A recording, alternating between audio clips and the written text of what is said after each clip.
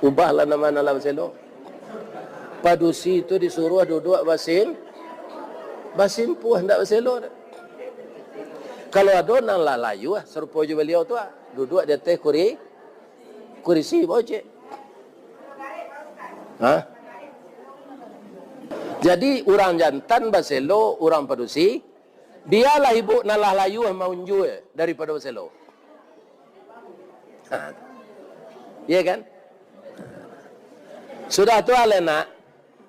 Kalau orang tua kita melarang nengadi-gadi, sabo abedano kami nan jantan jo kalian nan gadi ketika muda. Kalau orang jantan mencilui ndak membawa, orang padusi pasti membawa. Dia ngerti tu? Itu dipatuh ke orang lain. Jangan dia gia malu. Jangan dia gia kupiah kulai kampi. Mama awak datu, ayah awak